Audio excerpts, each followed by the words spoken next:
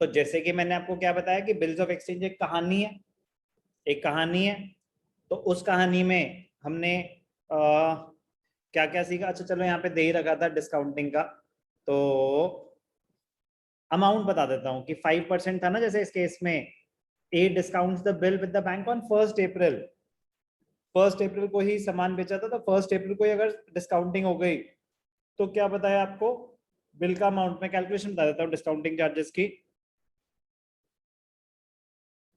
सब कुछ बता ही दिया था वैसे तो। चलो 56,000, रेट क्या गिवन है 5%, और टाइम पीरियड 1 अप्रैल है, तो पूरे 3 महीने बैंक को वेट करना पड़ेगा। तो 56,000 का 5%, 2800, 2800 1/4, 28, 14, 700। तो डिस्काउंटिंग चार्जेस क्या हो जाएंगे 700। बैंक 700 काटेगा और हमें कितने दे देगा 53,300, 55,300। 56,000 का बिल चला गया बैंक के पास। ठीक है। पॉइंट पॉइंट में बता था कि बिल्स ऑफ एक्सचेंज हमेशा एक कहानी होगी। सामान बेचा, बिल आया, फिर बिल के साथ क्या हुआ। अब let us assume at maturity दो चीजें होती हैं। अब जब 3 महीने खत्म हो गए, अब जब 3 महीने खत्म हो गए तो क्या होगा एट मैच्योरिटी। दो चीजें हो सकती हैं एट मैच्योरिटी, दो चीजें हो सकती हैं। या तो बिल ऑनर होगा या बिल डिसऑनर होगा। अगर बिल ऑनर हो रहा है मतलब ड्रॉई ने पेमेंट कर दी, डिसऑनर हो रहा है मतलब ड्रॉई पेमेंट नहीं कर पाया।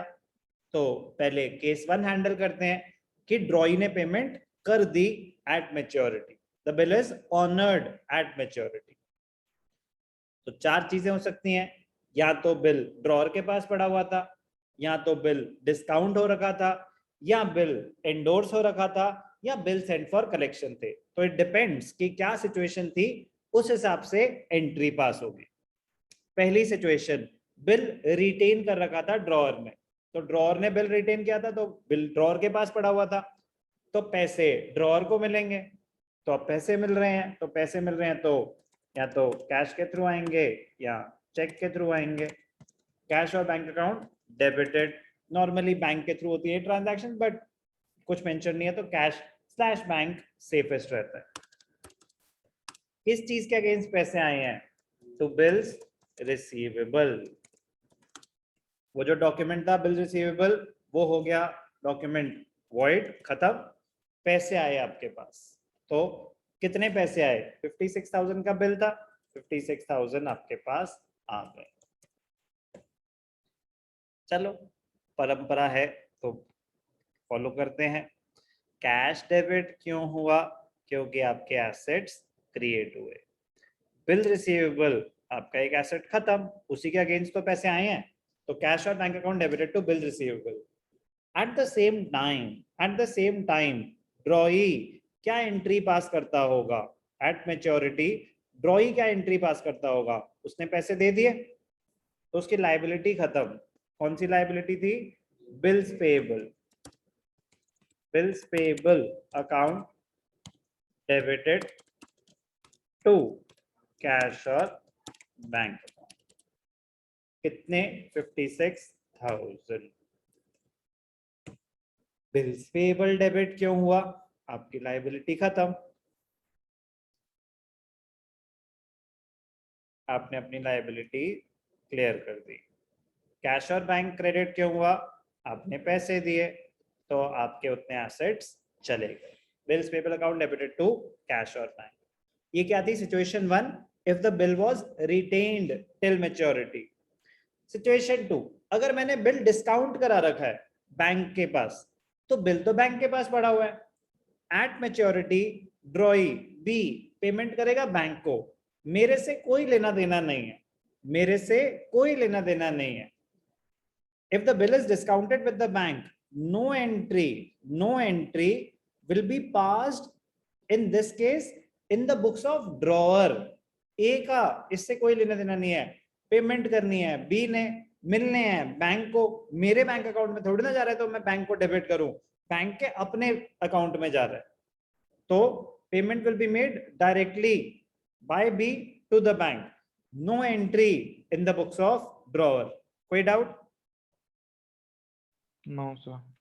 if the bill is No, sir. if the bill is honored। Drawee कहता है कि भाई साहब मुझे कोई लेना देना नहीं है कि बिल किसके पास है, चाहे रिटेन्ड हो, डिस्काउंटेड हो, एंडोर्स्ड हो, बिल सेंड फॉर कलेक्शन हो, उसकी एक ही एंट्री पास हो रही है पेमेंट की, bills payable account debited to cash और बैंक। उसकी लायबिलिटी कह रहा है जो भी मेरे सामने आ रहा है मैं उसको पैसे दे दूंगा टू द पर्सन और टू द ऑर्डर ऑफ और टू द बेयरर, तो वो पेमेंट कर रहा है। Same entry will be passed in the books of ड्रॉई at the time of maturity irrespective of the situation। अगर मैच्योरिटी पे वो पेमेंट कर रहा है, case 1 if the bill is honoured, entry same होगी ड्रॉई की बुक्स में। अगर उसने एंडोर्स कर रखा था तो पैसे किसको मिलेंगे? एंडोर्सी को। एंडोर्सी जिसके फेवर में बिल एंडोर्स था, तो अगर मैंने सी को बिल दे रखा था तो सी को पैसे मिलेंगे। पैसे देगा कौन? बी। तो ए की बुक्स में नो एंट्री, ड्रॉअर की बुक्स में no entry will be passed as the payment will be made directly by B to C, so payment will be received by the endorsee। Situation 4, if the bills are sent to the bank for collection। अगर मैंने bill send for collection कर रखे हैं, अब ध्यान से देखना, मेरा ही बिल है, बैंक के पास पड़ा हुआ है, मुझे पैसे अभी तक मिले नहीं है, मुझे ही मिलने हैं पैसे, बट किसके अगेंस्ट? बिल रिसीवेबल के अगेंस्ट? नो। अब मेरे पास कौन सा एसेट था? Bank account debited to bills sent for collection. Bank account debited to bill sent for collection. Bank account debited to bill sent for collection. पैसे आए किस चीज के against? Bill sent for collection. एक एसेट क्रिएट हुआ और एक asset reduce हुआ।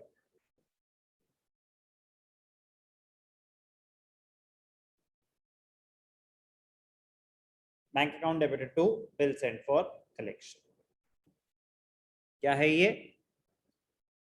डिफरेंट एंट्रीज स्टेज वाइज, जब सामान बेचा तब क्या, जब बिल आया तब क्या, ड्यूरिंग द टेन्योर उसमें क्या, at maturity if the bill is honoured उसमें क्या। तो आपको तभी मैं बता रहा था कि कहानी है, स्टेज वाइज क्या क्या एंट्रीज पास होंगी सारी क्लियरली पता होनी चाहिए। इतना समझ आएगा तब केस 2 को हाथ लगाया जाएगा if the bill is dishonoured.